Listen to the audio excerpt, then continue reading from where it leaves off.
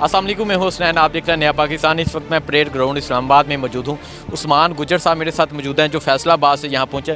गुज्जर साहब, फैसलाबाद तो आए पंजाबी च गल करने आ, की वजह वे तुसी एक रात पहले ही इत्थे आ गए? बिस्मिल्लाहिर्रहमानिर्रहीम। सब तो पहले तो तुहाडा शुक्रिया, तुसी पंजाबी च गए तो तुहानू पंजाबी च इंटरव्यू देवांगे।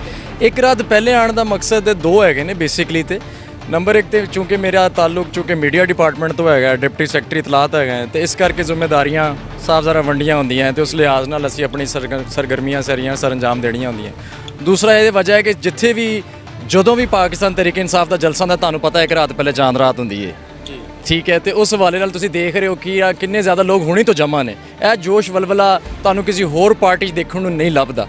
असीं जिन्ने भी जलसे देखे ने, तो इंशाअल्लाह तुसीं कल देखोगे, इंशाअल्लाह पहले तो ज़्यादा तादाद खड़ी होएगी। तो जिदा तुसीं थोड़ी थोड़ा कैमरा घुमा के तुसीं पहले भी इंटरव्यू किए उन्हें दिखाओ ना ज़रा, तुहानू पता लगेगा कि पहले ही लोग हथी अज पहले ही जमा एक रात पहले, तो कल की हाल होएगा। मैं कैमरामैन को कहूँगा कि ज़रा दिखाएं यहाँ किस तादाद में लोग एक रात पहले ही पहुँच गए। अच्छा, मैंने दसो की वजह समझते हो एक रात पहले इन्नी तादाद है, छावातीन बुजुर्ग बच्चे छोटे छोटे बच्चे आ गए ने जलसा कल शाम। मैं कहना है एक पहला वज़ीर आज़म से जो निकलिया उन्हें कैसे मुझे क्यों निकाला।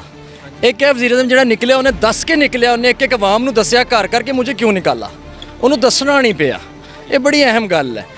तुसी की समझते हो क्यों निकाला गया इमरान? सर जी है तुहाडे सामने है चीज़ां जिस तरह हुई, रजीम चेंज मेरी तो अखां दे सामने। मैं इत्थे पार्लीमेंट लॉजिस सीगा, उस दौरान मैं रजीम चेंज हुंदी देखी। मैं पैसों का तरसील जिस तरह ना आई विटनेस उस तरह तो नहीं कह सकते, लेकिन मैं लोगों का आना जाना गैर मुल्की लोगों का आमदोरफ्त मैं आई विटनेस है उस सारे दौर का, जिस पूरा महीना मैं देखता रहा जो कुछ होंदा रहा। मेरे सामने जो जो गल्लां तुसीं मीडिया सुन रहे बिल्कुल ठीक है। जो कुछ इमरान खान साहब ने साढ़े चेयरमैन ने कही बिल्कुल ठीक ने। नंबर एक। नंबर दो, जो मौजूदा हालात ने मुल्क के, जोड़ा हर एक घर का बजट डिस्टर्ब हो गया। जो किसी के घर का किचन डिस्टर्ब होंदा है ना, तो घर सारा डिस्टर्ब हो जाता है। मेरा घर, तुहाडा घर, हर एक का घर डिस्टर्ब है इस वेले। सानू तो महंगाई मुकाऊ मार्च करती सी बीबी मरियम, हुण कोई इन्होंने पूछे हुण क्यों नहीं निकलते, इन्ना महंगाई हो गई, इन्नी एक एक घर डिस्टर्ब है इस महंगाई की वजह। पेट्रोल की महंगाई, आटा महंगा, चीनी महंगी, अशियाए जरूरियात सारियां महंगियां हो चुकी हैं। तो लोग क्यों ना बाहर निकलन। इन्हों के बिल देखो बिजली के गैसों के, इस महीने पुछो तो सी तुहाडे बिजली के गैसों के बिल की आए हैं, पहले तो वध गए ने कि लोग क्यों ना आन बाहर। यह वजूहत ने जिहदी वजह सारे खान साहब के नाल ने। ये वही खान साहब ने जिन्होंने साडी आवाम नूं शेल्टर होम्स दिते सीगे। सानू असी आवाम नूं असी रात नूं लंगर खाने ऑन कीते सीगे। इन्होंने आते इस गवर्नमेंट ने सब तो पहले गरीब के पेट से डाका मारिया। इन्होंने उन्होंने सारी जरूरियात उन्होंने रिलेटेड सारे प्रोजेक्ट बंद किए। क्या आवाम नहीं पूछेगी इन्हों? आवाम बिल्कुल पूछेगी इन्हों। कल का जलसा कैसा है? कल का जलसा जिस तरह पहले जलसे हुए हैं उस तो ज़्यादा कामयाब होएगा। मेरे को हुणी लिखा लो अज की रात पहले मैं तुहानू खलो के कह रहा, क्योंकि आवाम पहले तो ज़्यादा चार्ज ने, आवाम पहले तो ज़्यादा तंग है इन्हों तो। एक जिथे मर्जी हुणे मूँह लुकाते फिरनगे। हुण घर घर च इमरान खान पहुँच चुके हैं। मैं फैसलाबाद NA104 तो मेरा ताल्लुक है। मैं तुहानू अपने फैसलाबाद की गल पहले तुहाडे अगे रखदा। बाज पंजाब ते पाकिस्तान की एक एक घर डिस्टर्ब होया है।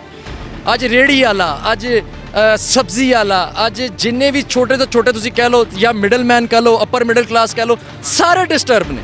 सारिਆਂ ਦਾ घर डिस्टर्ब हो चुके हैं। अच्छा, क्या जा रहा है कि इमरान खान के दौरे हुकूमत फैसलाबाद फैक्ट्रीज वास्ते मजदूर नहीं सन लभदे?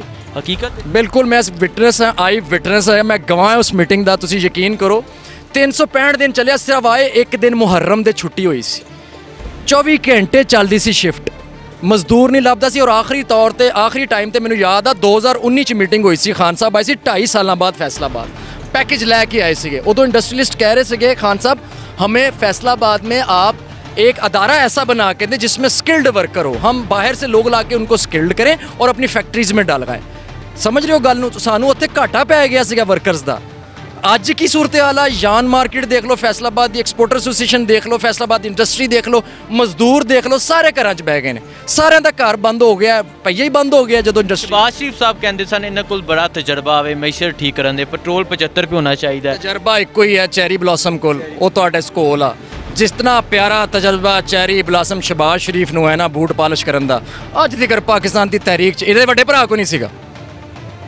इहदे वड्डे भरा को नहीं सीगा, वड्डा भरा भी फारग सीगा। इहदे कोल जिहड़ा तजर्बा है ना, वो तजर्बा असीं देख लिया। कित्थे गई गुड गवर्नेंस? बई तू वज़ीर आज़म बनया, तू गुड गवर्नेंस का दाई सीगा, तू अलम चुकिया सी गुड गवर्नेंस का। अज तेरा पुत्तर हैगा है पंजाब च, उत्थे की हाल है तुहाडे सामने है। कित्थे गई गुड गवर्नेंस सारी?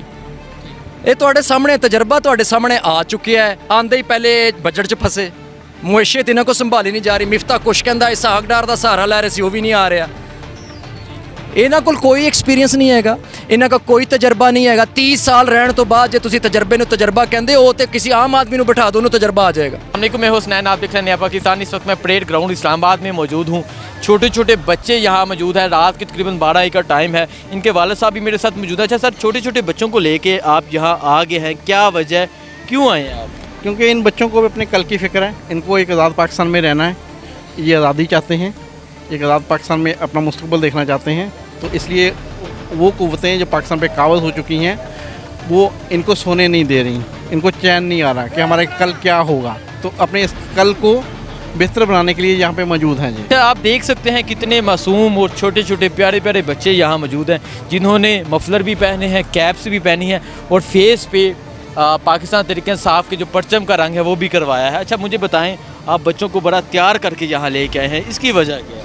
जी ये बच्चों का जज्बा है, उनका जुनून है और उनकी इमरान खान से मोहब्बत है कि वो इमरान खान के झंडे अपने लहरा के लेके उसके रंग में रंगे हुए हैं।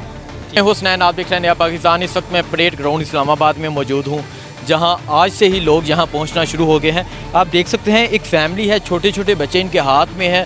कहाँ से आए हैं, क्यों आए हैं, इनसे बात करते हैं, पूछते हैं। अस्सलाम वालेकुम। वालेकुम सलाम। छोटे छोटे बच्चों को लेके पाकिस्तान तहरीक इंसाफ की आपने कैप पहनाई है, मफलर पहनाया है, लेके यहाँ पहुँचे हैं, क्या वजह, क्यों आए हैं? वजह यह है कि हम खान साहब को सपोर्ट करने आए हैं और इन बच्चों को भी लेके आए हैं कि उनका जो फ्यूचर है वो खान साहब ही आप सीधा कर सकते हैं, बाकी तो किसी के हाथ में आपकी बात बस नहीं आ, तो इस वजह से हम आए हैं। तो मुझे बताएं, जलसा कल है, आज ही यहाँ आके डेरे लगा लिए हैं, क्या वजह, क्यों आई हैं? क्या करें, अपने लीडर से अकीदत इतनी ज़्यादा है कि बस वो कॉल देते हैं, फिर हम इंतज़ार में बैठ जाते हैं, यही बात है।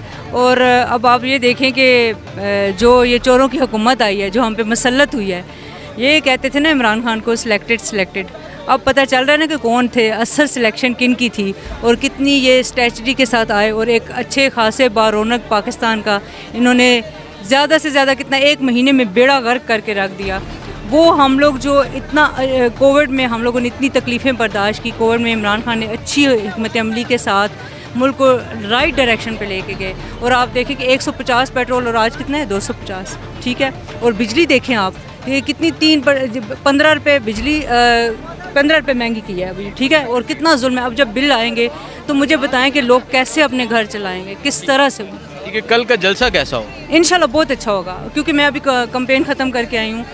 जिधर भी जा रहे थे हम लोग, चूँकि फैमिलीज़ के पास गए हैं, तो एक ही जवाब था कि आप लोग ना भी आते तो हमने आना था। ठीक है, बहुत शुक्रिया जी। अस्सलाम वालेकुम। वालेकुम सलाम। अच्छा मुझे बताएं, आप भी यहाँ पहुँची हुई हैं, कैब भी पकड़ी है, झंडा भी पकड़ा है, क्या वजह? जलसा कल है, कल आ जाते। आपने नींद खराब कर रहे हैं, आप अपने काम का छोड़ के। ईद से पहले चांद रात आती है और चांद रात में ज़्यादा मज़ा आता है ईद से ज़्यादा।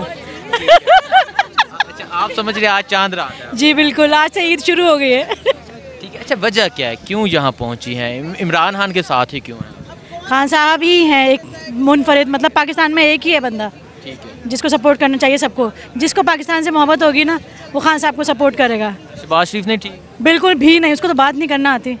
भिखारी उसने खुद को बोला है, सबको बोला है।